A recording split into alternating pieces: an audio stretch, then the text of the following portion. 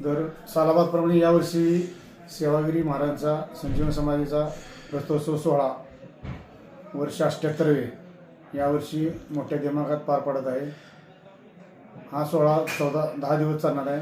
काल 14 तारखेला झेंडा मिरवणुकीने याचा प्रारंभ झाला। या यात्रेची वैशिष्ट्य म्हणजे या यात्रेत सर्व विभागाचे या ठिकाणी कार्यक्रम घेतले जातात। यामध्ये सुरुवातीला क्रिकेट स्पर्धा भव्य घेतल्या जातात। त्यानंतर काल आणि आज व्हॉलीबॉलच्या नॅशनल लेवलच्या स्पर्धा सुरू आहेत। यामध्ये पंजाब, हरियाणा, दिल्ली, कलकत्ता आणि राजस्थान इथून या ठिकाणी खेळाडू खेळायला आलेत। मुख्य या यात्रेचा दिवस जो असेल बैलगाड्या शर्यत मानांकित आहे आपली हिंद केसरी मैदान म्हणून।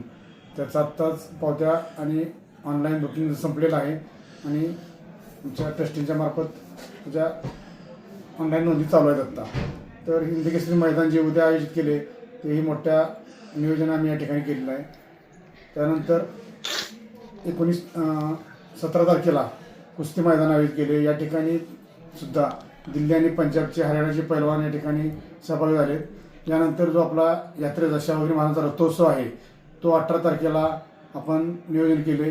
या कार्यक्रमासाठी उपमुख्यमंत्री एकनाथ शिंदे साहेब, विखे पाटील साहेब, शिवेंद्र महाराज, जयकुमार भाऊ आणि तुमचे सातारा जिल्ह्याचे पालकमंत्री शंभूराज देसाई यांना मी विनंती केली। त्यांनी या ठिकाणी येण्याचं मान्य केले। त्याचबरोबर आपले खासदार उदयनराजे भोसले आणि नितीन पाटील राज्यसभा सदस्य हे बी येतो म्हणलेले आहेत।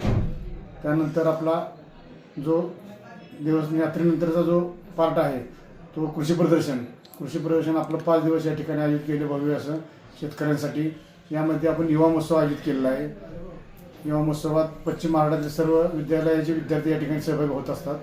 त्यानंतर श्वान शर्यत आहे। परत आपला खेळाड बैलांचा जे बैल बाजार असतो तो यावर्षी मोठ्या प्रमाणात आयोजित केला आहे। त्यामध्ये बऱ्याच जनावरांना आम्ही या ठिकाणी त्याची निवड करून त्यांना बक्षीस समारंभ या ठिकाणी पार पाडला जातो। अशा दिशेनं आम्ही तरी 10 दिवस आपला यात्राचा जो महोत्सव आहे तो चांगल्या परीने पार पाडण्यासाठी आम्ही नियोजन केलेलं आहे।